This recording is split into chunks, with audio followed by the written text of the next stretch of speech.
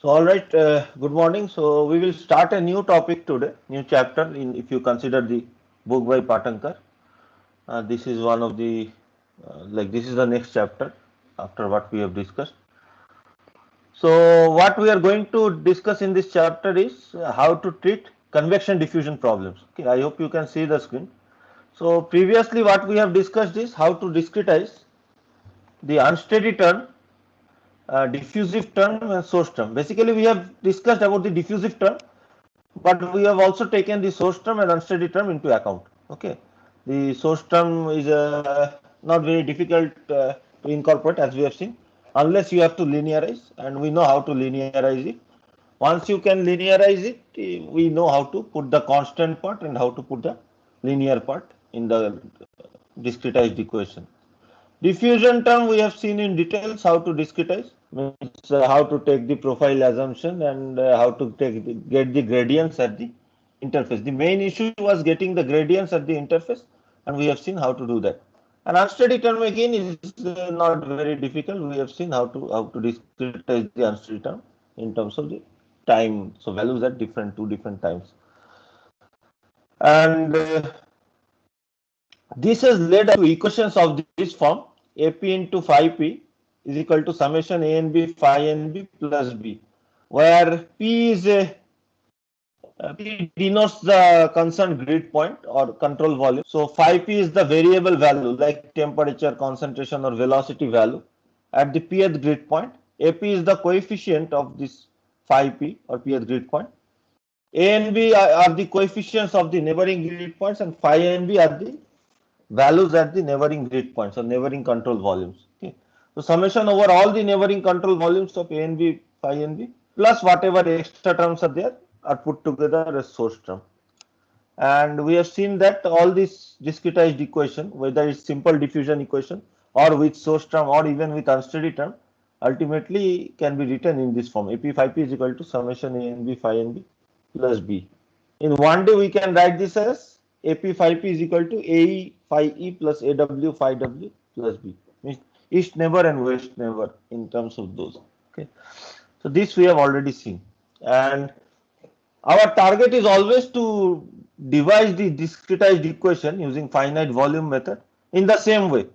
Why? Because ultimately, if we have equations of this form, what I have written here at the bottom, if you have equations of this form, so if we have n equations and n unknowns, we know how to solve those n equations and n unknowns using matrix inversion or TDMA method or any of the methods that we have discussed previously, iterative methods. So once we know n equations and n unknowns, we can solve those equations to get the values. So ultimately, you can consider that the finite volume method has two parts. One is devising the discretized equation using the finite volume method. Second part is to solve the discretized equation to get the variable values. So we are focused more on how to discretize the equations. Okay, and for that we have taken profile assumptions and things like that. So now we have one more additional term, the convective term, okay, which is del dot rho u phi. Okay, so the general equation looks like del t of rho phi plus del dot rho u phi is equal to del dot gamma del phi plus some source term s. Okay, so in 1D this is d dx of rho u phi. In 2D this will become d dx of rho u del x of rho u phi plus del y of rho v phi, like this convective term. And we will see different schemes on how to treat this term. It is not very trivial. So there are different schemes for treating this term, and based on this we get different values of these coefficients. Ultimately our aim is to get the values of the coefficients. Previously also when solving conduction problems, we had obtained the values of the coefficients. For example, AE was equal to KE by delta XC, AW was equal to KW by delta XW, AP was equal to AE plus AW, like this. Okay. And B was equal to S into delta X. Similarly, now we want to see what will be the new value of AP, AE, AW, B, etc. Okay, after having the convective term also in the equation. So just to summarize, I have written it here. We have already developed methods in previous lectures to discretize the unsteady diffusion and source terms and formulate the discretized equation of the form written below. AP phi p equal to summation A n b phi n b plus b, where P denotes the concerned grid point and NB denotes the neighboring grid points. Okay. All these are there in the notes which I have already uploaded in the portal. So you don't need not write down. You can just try to understand. Okay. So here we also want to add the discretize the convective term del dot rho u phi and include it in the final discretized equation. Now the objective here is to use a known velocity field. What do I mean? I mean that for this equation, the u is known to us. Okay, the phi is the unknown. So for this general conservation equation, the phi is the unknown. So phi may be temperature, phi may be concentration. Okay, phi may be any other variable which we are trying to solve. But gamma, source term, and even u are known to us. Okay, how is this u known to us? Maybe it is given to us directly. Okay, or maybe it is based on analytical solution like flow through a pipe. Okay, we want to find the temperature distribution for flow through a pipe. So for flow through a pipe, we know what is going to be the flow pattern in the fully developed region. We have analytical expression for it, equation for it. So based on this only we can know what is the variation of u with x and y or r and theta. So it may be given to us analytical expression. Or maybe we have performed experiments and found what is the variation of u in a domain. So for example, we want to solve the temperature variation in the room. Okay, we want to solve the temperature variation in the room. So for this, maybe we have performed experiments and found the velocity at different points in the room. But for the temperature part, we want to use finite volume method and solve using CFD. So the velocity here will be the experimental velocity given to us. It may even be some guess velocity, something we are just guessing. Okay, based on our experience, we are guessing some velocity, although it may not be true for most cases. But even it can be some guess velocity. So whatever is the source of velocity, okay, we are not bothered with that. So velocity field may be based on analytical solution. It can be based on numerical solution, like by solving the Navier-Stokes equation, we might have obtained it. It can be based on experimental data, or it can be directly given to us even. Okay, so we are not bothered at this stage with how the velocity field is known to us. Our only objective is to use that known velocity field to solve the governing equation for other scalar variables such as temperature, concentration, etc. Okay. So if the velocity is known, velocity by velocity field, what do I mean? Means the u component, v component, and w component of velocity. Okay. So at each point we know in a 3D problem what is the u component, v component, and w component of velocity. If it's a 1D problem, I know at each point what is the u component of velocity. If we know the u component of velocity at each point, we want to find out what will be the variation of phi in that domain. Okay.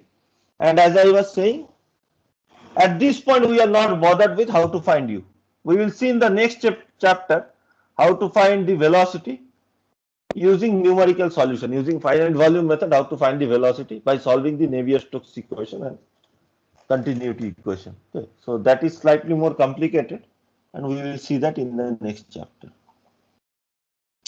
So this discussion is valid for all scalar quantities such as energy equation, species equation, but not valid for solving momentum equations, because for momentum equations we need special treatment. Okay, there are a couple of reasons for that. Momentum equations are more difficult to solve. What are the reasons? One is that there are 4 unknowns: u component of velocity, v component of velocity, w component of velocity, and pressure P. Okay, but we do not have any direct equation for pressure P. We have u velocity equation, means velocity equation, u momentum equation, v momentum equation, w momentum equation, but we do not have any equation for pressure P. So we need to use the continuity equation to bring out information regarding P, which is a difficult task. So as there is no direct equation for pressure P, we need special treatment or special solution algorithm specifically devised for solving Navier-Stokes equation. Okay. So that's why it is difficult to solve Navier-Stokes equation, and whatever we will discuss in this chapter is not valid for solving Navier-Stokes equation. We will assume that Navier-Stokes equation is already solved, and velocities are already known. But we will use that velocity to solve the convective term. Second point is that the momentum equations are non-linear. Means there are terms such as rho uu. Instead of rho u phi, there are terms such as rho uu, rho vu, like this. Okay. So coefficient of u itself is u. Okay, which means that it is non-linear. Okay. So if the equation is non-linear, you need iterative method for solving the equation. So for momentum equations, we need iterative technique, and that also we will learn in the next chapter, how to solve the momentum equation. Again, as I am saying, at this point we are assuming that velocity is known to us. Okay. It is immaterial how it is known to us, whether it is known to us due to analytical solution, numerical solution, experimental data, or directly given to us. It is immaterial. What we know is that it is known to us. Okay. So to start solving convective diffusive equation, we'll start with a very simple 1D case where we will consider the convection term and the diffusion term. Okay, convection term also known as advection term. We will consider the advection term and diffusion term. We will ignore the source term and unsteady term. Why we will ignore the source term and unsteady term? Because we know how to treat those terms. And whatever we have discussed for the source term and unsteady term already holds true for this case also. Okay. So how you treat the source term using linearization and how you treat the unsteady term, whatever we have discussed in previous classes, same thing is applied even in these cases. Only we want to see how the extra term is causing issues, and that's why we are taking the diffusive and convective term. Diffusive term you cannot remove because convection and diffusive terms are coupled together. Okay. So you cannot ignore that. So diffusion is always present. So you cannot remove it. Can be very less as compared to convection, but it is still always present. So we need to have the diffusion also in addition to the convection. So we'll start with convective and diffusive terms as they are coupled together. Okay. So this is our governing equation. For devising this governing equation, we have taken certain assumptions. We have taken the assumption that this is a steady state problem, so there is no unsteady term. There is no source term.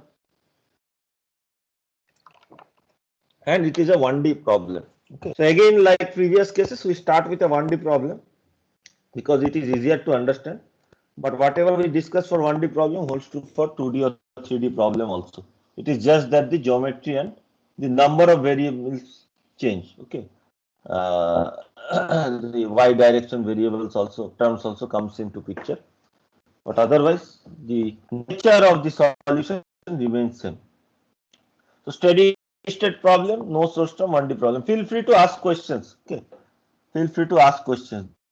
These parts are important. A lot of people have joined actually. They joined late but still joined.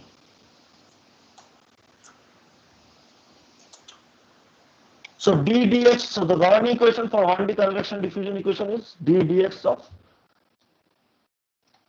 rho u phi is equal to ddx of gamma d phi dx. Okay. Left hand side is the advective term, right hand side is the diffusive term. U is the velocity component in the x direction, phi is the unknown variable, gamma is the diffusivity. So for example, if it is a temperature equation, we can write this as d dx of rho u cpt is equal to d dx of k d phi, k dt dx. Okay, like this, something like that we can write. So we will start with, so what we are going to do is, throughout this chapter, we are going to go through a few schemes, okay, 4 or 5 schemes. And each of them has certain advantage and disadvantage. We'll start with the most basic or most intuitive scheme and go towards more and more complex and more accurate schemes.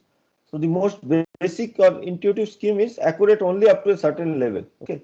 It is not robust, it cannot cover all the situations. So we'll see more and more robust schemes and accurate schemes, which are correct over a long range. What do you know? Long range? It will be clear later on. Okay, long range of velocities. So some schemes are valid for very small velocities. Some schemes are valid for very large velocities, and some schemes are valid for a large range of velocities, starting from small velocity to large velocity. So that is what we will see later. Okay. So we'll start with something which is known as the central difference scheme. very intuitive, very easy to understand. Like if somebody asks you to derive an equation, discretized equation for this, and if you do not know anything, probably by intuition you can derive the central difference scheme just by like how you have devised the uh, equation for the diffusion term. Okay, let us see this scheme.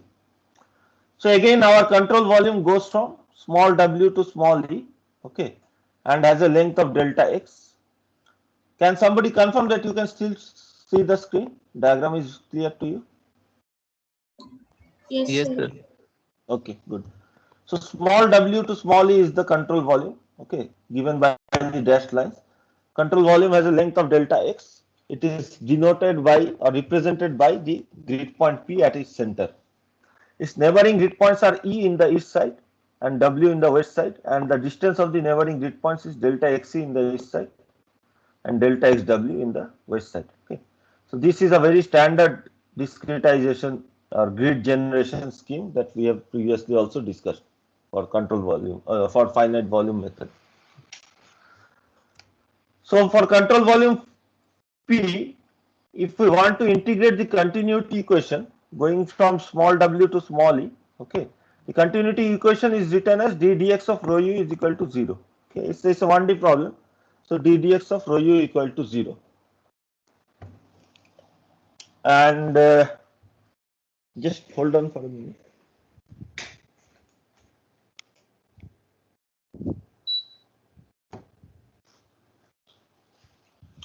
All right. So if we want to integrate the continuity equation over the control volume, we go from west to east, d dx of rho u dx equal to 0, or rho u at east interface minus rho u at west interface equal to 0. Okay.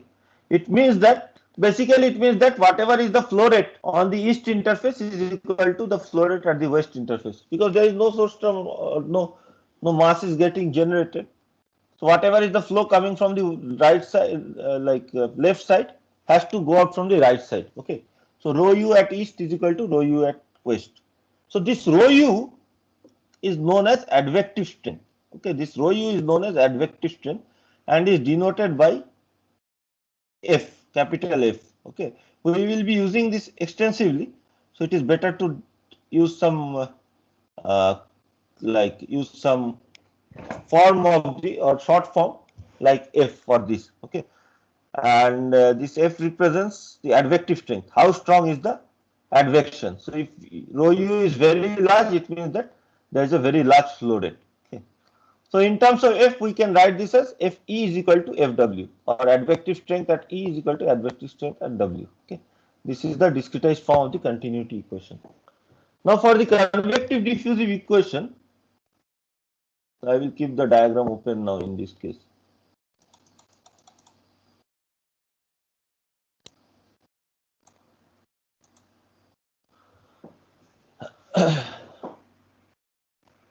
For the convective diffusive equation, the equation was d dx of rho u phi is equal to d dx of gamma d phi dx. Now again we have to integrate from west to east.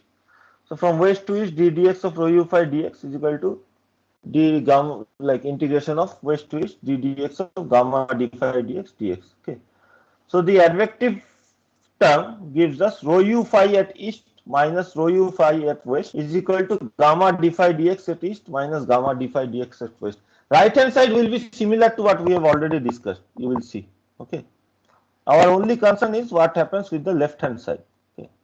So now rho u phi at east can be written as rho u at east. Okay. Advective strength at east into phi at east, phi at this point, minus rho u at west into phi at west. Okay. Now you can ask what is the value of rho u at east? That we do not know. Okay, we do not know what is the value of rho u at, means we know the value of rho u at east, but at this point we don't know how to interpolate this. So let us say that we know what is rho u at east. Okay, it is given to us what is the value of u at east. Later we will see that it is defined at the east and west interfaces directly. If it is not, if the value of u is given in the at the grid points u, e, p and w, we will just assume that u at east is equal to average of u at capital E and capital P. So U at east is equal to UE plus UP by 2. Okay, similarly U at west is equal to UP plus UW by 2. So rho U is known. Okay. So now what will be phi small e and phi small w? That we don't know because phi values are stored at the grid points. So our aim for all the different scheme is to find out how this phi and phi w values are defined. Okay. So different schemes will give different formulations for phi and phi w. Okay. It is not very trivial. It is not like diffusion because you cannot just define phi e to be phi capital E plus phi capital P divided by 2.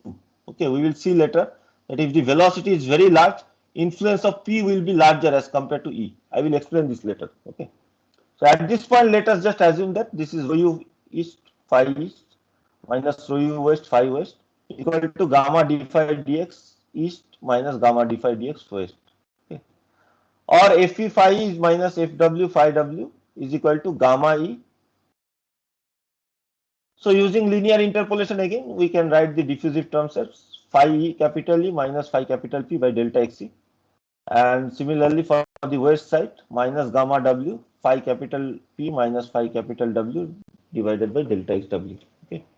This is based on piecewise linear profile assumption and assumption that the control volume phases are midway between the grid points. This is like our previous case. If you go back to your notes, you will see that this was already discussed. This exact form is already there. Only addition is this left hand side. So the main difference between these different scheme is how you treat the Fe phi E and Fw phi W term, as I was saying.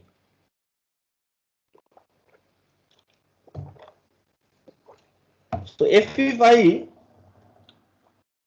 can be written as, so for central difference scheme, we will assume that it is just a linear average. Okay. So phi small e is equal to phi capital E plus phi capital P by 2. Okay. Because E is the central point between capital E and capital P. So we can just write it as phi capital E plus phi capital P by 2. Similarly, phi small w is equal to phi capital P plus phi capital W by 2. Okay. Because it is at the central point between these two grid points. So if we do like this, we get this equation Fe phi E plus phi P by 2 minus Fw phi P plus phi W by 2 is equal to this gamma E by delta Xc. This is denoted by the term D. Gamma by delta X is denoted by D.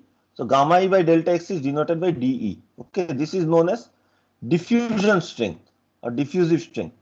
So D into phi, okay, D into phi minus phi P minus dW phi P minus phi W, where dW is equal to gamma W by delta XW. Okay, so this is the right hand side, where D is gamma by delta X. And it is known as diffusion strength. Okay. Now we have two parameters. One is F, which is the advective strength. One is D, which is the diffusion strength. Okay. These are actually important parameters. So the relative or the ratio between these two values, relative strength of these two values, gives us a measure of how strong is the advection or how strong is the diffusion. Okay. We will later define a parameter called Peclet number PE in terms of Fe and De, where PE will give us a measure of how strong is the advection. Okay. So now we can write our discretized scheme. Okay. So we can write this as, so by taking all the P terms together, phi P terms together, we can write this as AP phi P. Now you can see from the equation that we have phi P terms, phi E term and phi W term on both sides. There are no other terms. Okay. So AP phi P equal to AE phi plus AW phi W by accumulating all the terms together, all the phi P terms together, phi E terms together and phi W terms together. Okay. As there was no source term, there is no value of B. If there was source term, then B will also be present. Okay. So now what is AE? AE is equal to, A is the coefficient of phi. So if we take this phi E Fe term to the right hand side, phi E Fe by 2 to the right hand side, we have the coefficient as DE minus Fe by 2. Okay. So A is equal to DE minus Fe by 2. Similarly for phi W, this minus minus is plus. So dW plus Fw by 2. If you take it to the right hand side, plus Fw by 2. So Aw is equal to dW plus Fw by 2. What about 5P? So on the left hand side we have Fe by 2 and minus Fw by 2, and then from this side we have dE. So minus d goes to the left hand side, so it becomes dE. So dE minus Fe by 2 plus dW, d plus Fe by 2 plus dW minus Fw by 2. Okay, something like that. Okay, so it can be written as Ae plus Aw plus Fe minus Fw. Okay, so this dE plus Fe by 2 can be written as Ae plus Fe. Okay, d minus Fe by 2 plus Fe. And similarly, dW minus Fw by 2 can be written as Aw minus Fw. So Fe can be written as Ae plus Aw plus Fe minus Fw. And because Fe is equal to Fw, by continuity equation we have derived that Fe is equal to Fw. This Fe and Fw cancel, so we are left with Fe is equal to Ae plus Aw. Okay, as Fe equal to Fw by continuity equation. So this is our final discretized equation, and you can see that this is again of the same form what we have discussed previously. That AP phi p is equal to summation of A and B phi and B, summation over the neighboring points plus B. Here B is 0 because there was no source term, otherwise B would have been present. But otherwise the form is same. Only thing that has changed are the values of AE, AW and AP. Okay, those have changed. And for central difference scheme, the value of AE is D minus Fe by 2, AW is DW plus FW by 2, and AP is equal to AE plus AW. Okay. Any questions?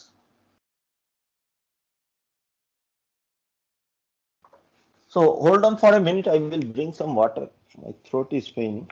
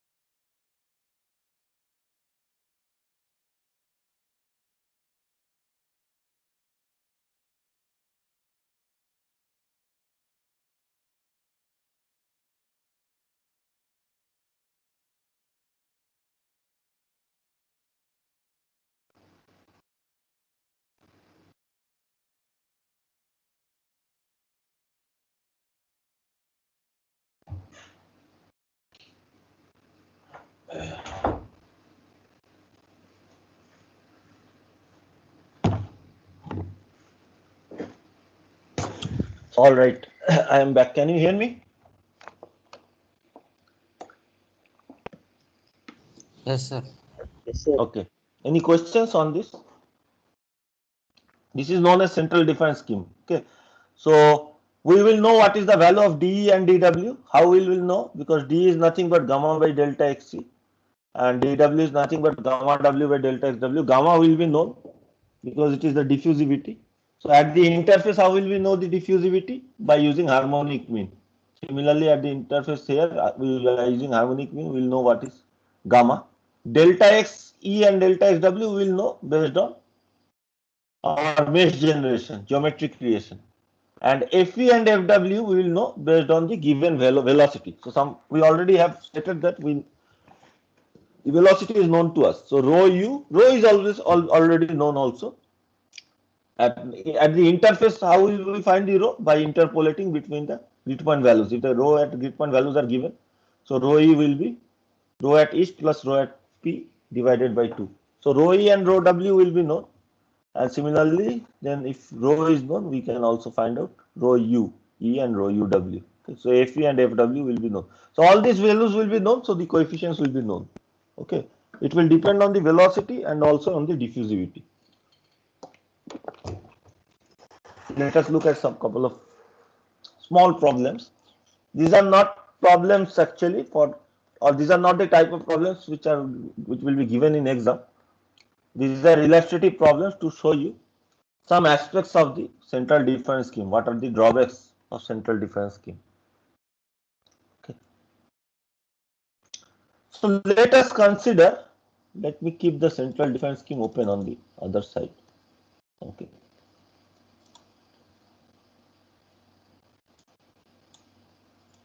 This is the scheme. Let us consider that we have a discretized grid where phi at the west, okay, phi at this west point. So remember this you have to memorize this grid structure. It should be ingrained in your memory, otherwise it is difficult to always show you that diagram. Okay, but let me just for a second show you the diagram. So phi w is given as 1. Okay, so variable phi is given as 1. Phi east is given as 2. Diffusivity at the interface, diffusion strengths are given as 1 at both the interfaces, and the convection strength, advection strengths are also given at both the interfaces. Okay, I am saying convection, but actually it is advection. Okay, so correct word is advection. So it is given at both the interfaces as 1. Okay, whatever are the units. So consistent units, say SI units or some units, some consistent units are there. D is equal to 1 and F is equal to 1. Okay. In general, they will have units. So here we are assuming that these are consistent units. So we need to find the value of phi p. Okay, the value of the variable at p. So now we know that AE, coefficient AE is DE minus FE by 2. So 1 minus 1 by 2 is equal to half, and AW is equal to dW plus FW by 2. We have already derived it. So which is 1 plus 1 by 2 is equal to 3 by 2. So AP is equal to AE plus AW, which we have also derived. So half plus 3 by 2 is equal to 4 by 2 equal to 2. So finally we can write the discretized equation as AP phi P is equal to AE phi plus AW phi W. So AP is 2. So 2 into phi P is equal to AE into phi E. So half into phi E plus AW into phi W, which is 3 by 2 into phi W. Phi is given as 2 and phi W is given as 1. So if you solve this, you get phi P is equal to half into 2 plus 3 by 2 into 1 divided by 2. So 5 by 4. Okay. Couple of things we should notice from here. Okay, although it's a very, very simple example, there are a couple of insights which we can bring out from this. Okay. So one thing is that the value which we have obtained, 5 by 4, is between the east value of 2 and the west value of 1. Okay, it is in between these two values. This needs to be the case. Okay, this should be between these two values because there is no source term. The value cannot suddenly become lower than the value at, say, some value is there on the left hand side. It cannot suddenly become lower than that and again suddenly become higher to a higher value. It has to be limited between the two neighboring values. Okay, this is based on basic physical consistency we have discussed. If there are no source terms, the value in between two values in two grid points, the value in between two grid points has to be also in some value which is in between the two values. Okay, it cannot be any arbitrary value outside the bound. It has to be bounded. So which is what we have got. Second point is that if you see here, what is the effect of the phi W and what is the effect of phi E? Previously up to this point, phi E and phi W were equal because diffusion is equal from both sides. The diffusion is a uniform phenomenon. It occurs equally in both directions. But convection is not a uniform phenomenon. Means it does not occur equally from both sides. It has a direction. It occurs from one side to the other. Okay. So here, because the values of advective strength is positive, advective strength positive means that the flow is occurring from the left hand side to the right hand side along the x-axis. Okay. So Fe is positive means U is positive, Fw positive also, Uw is positive. So flow is occurring from the left hand side to the right hand side. Okay. As a result, the value of Aw is equal to 3 by 2 is larger than the value of Ae. Okay. What does it mean physically? It means that the W point has more influence on the value of P as compared to the east point. And this is understandable, right? If the flow is coming from this direction, from the left hand side, the value at this point, so the if say these are temperatures we are trying to calculate, the temperature from the upstream side, from where the flow is coming, should have more influence on the next point. Okay, the temperature downstream should not have much influence. Okay, if the flow velocity is small, it will have some conductive influence. If the flow velocity is very large, this point will not have much influence. So most of the influence will be from whatever is the side from which the flow is coming. Okay, so this is represented here. We can see that AW has a larger coefficient, AE is smaller. Okay, as a result, phi P is more towards the value of phi W. Phi W has a larger effect. Okay, is it clear what I am trying to say? The second point, the effect of the direction of flow. So I hope this is clear. Okay, so I have summarized here. Notice that as the flow is from left to right, as F is positive, the value of AW is higher than that of AE. It means that the upstream grid point value has more influence on the value of phi. Upstream means the direction from which flow is coming. Okay, so upstream grid point value has more influence on the value of phi at point P. Okay, this is what we expect, obviously. From which side? So if I have a drop of color, okay, and I am trying to find out the concentration of color. If the flow is coming from one side, it will carry the color from that side to the other side. The other side will not bring much information towards the left side. Okay, so from where the flow is going, so from that side only information will pass. That is what we expect. Unless there is no velocity. If there is no velocity, it will gradually diffuse. The color will diffuse in all directions in a similar way. Anyway, let us now see a different example where the advective strength is larger. Means there is the flow rate is larger. Okay, same example but with different values. So same example, phi W is 1, phi is 2, D is equal to 1. So diffusivity remains same. But now the flow rate has increased. Okay, so Fe is equal to 5, Fw is equal to 5 instead of 1. So now let us see what is the value of phi P. So AE is equal to D minus Fe by 2. So 1 minus 5 by 2 is minus 3 by 2. AW is equal to DW plus FW by 2. 1 plus 5 by 2 is equal to 7 by 2, and AP is equal to AE plus AW is equal to minus 3 by 2 plus 7 by 2 equal to 2. Okay. Do you see any problem here in the coefficients?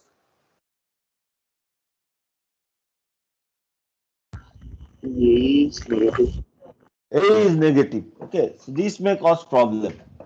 Let us see whether it causes problem or not. So AP phi P is equal to AE phi plus AW phi W, or 2 into phi P is equal to minus 3 by 2 into 2 plus 7 by 2 into 1. So after you solve this, you get the value of phi P equal to 1 by 4. So this is not physically correct. Okay, not physically realistic. Why? Because phi P is not within phi W and phi E. Phi P should be within phi W and phi E because there is no source term. It has to be between these two values, but it is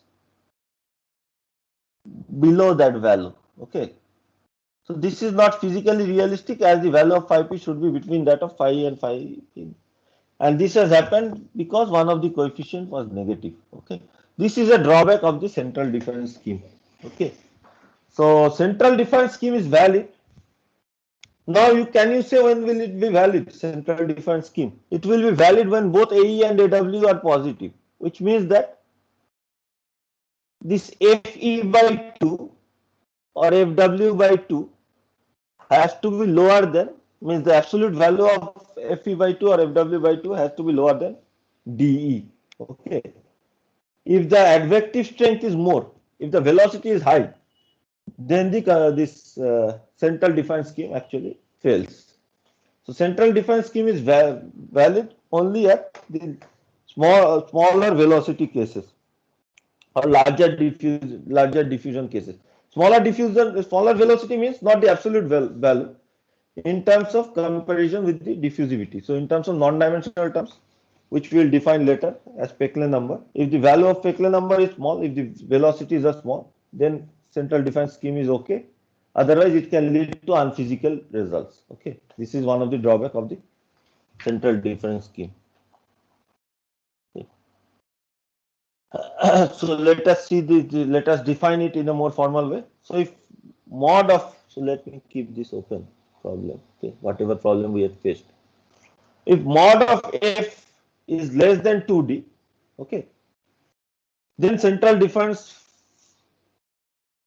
if the absolute value of f is less than 2d, then the central difference scheme will work properly. So say if f is, remember f is equal to fw by continuity equation. So if f is less than 2d, okay, so d minus fe by 2 will be positive, and dw plus fw by 2 is anyway going to be positive. Similarly, if f is negative, if the flow is from the other direction, and if fe is equal to some negative value but less than dw by 2, okay, so dw plus fw by 2 is going to be positive, and d minus fe by 2 is anyway going to be positive because fe is negative. So again, both the coefficients will be positive. Okay, so absolute value of f has to be less than 2d for the central difference scheme to work. Otherwise, one of the coefficients will become negative. Okay, f can be positive or negative depending on the direction of velocity. If the direction is along the axis direction, it is positive. If it is opposite to the axis direction, it is negative. But its value has to be less than 2d. Okay. As we have discussed, it means that advective strength should not be high relative to the diffusive strength. So to define this formally, we define a non-dimensional number which is known as the Peclet number. Okay. Peclet number P is defined as the ratio of the advective strength by the diffusive strength. So F by D. Okay, it's a non-dimensional number, F by D. You can check that. So if F by D is less than 2, okay, absolute value of F less than 2 means 2D means F by D, absolute value of F by D is less than 2. So if absolute value of Peclet number is less than 2, the central difference scheme works correctly. Okay. So central difference scheme is valid between Peclet number of -2 and +2. Okay. Peclet number can be negative also because velocity can be negative. So if Peclet number is between -2 and +2, effective this central difference scheme will work. Otherwise, it is not going to work. It may work, but in many cases it might not work. Okay. So this is a drawback of the central difference scheme. Okay, this is, so I am going to the issues with central difference scheme. So this is the issue that central difference scheme works well between -2 and +2, but beyond this range, it does not work well. And many cases are there where this is beyond this range. Second issue is that if we have a zero diffusion case, generally in real life you cannot have zero diffusion, but you can have very small diffusion, negligible diffusion. Okay, diffusivity is very small, like a very small thermal conductivity problem. But in those cases, what will happen? AP was defined as d plus fe by 2 plus dw minus fw by 2. Okay, so this d and dw, if they are very small or zero at the limit, we are left with AP equal to fe by 2 minus fw by 2. By continuity equation, this is equal to 0. So the discretized equation, which we write as AP phi p is equal to AE phi plus AW phi W, will lead us to phi p is equal to AE phi plus AW phi W by AP. But AP itself tends to 0. So phi p becomes undefined. Okay, you cannot calculate phi p. At the limit of zero diffusivity, this scheme is going to fail. This is related to the previous point itself. When the diffusivity is very small, Peclet number is going to infinity at very large values. So this scheme is going to fail, and we can see clearly that this is going to fail. So central difference scheme does not work at the limit of very weak diffusion. Okay. So these are some of the drawbacks. Otherwise, it was very intuitive. Intuitively, we have devised this scheme, but now we are finding that it has certain drawbacks. So to overcome that drawbacks, we will go into the next scheme, which is known as the upwind scheme. Okay, we will discuss it in the next class. What is the upwind scheme? And we will see that some of the drawbacks can be overcome, but there are other drawbacks, but some of them can be overcome using what is known as upwind scheme. Okay. So we will stop here. If there are any questions, you can ask me now. I could not check the copies, so I will check it this weekend and show it to. So I had a couple of deadlines for papers. I could not check the copies. I had to finish those papers. So we stop the recording, but your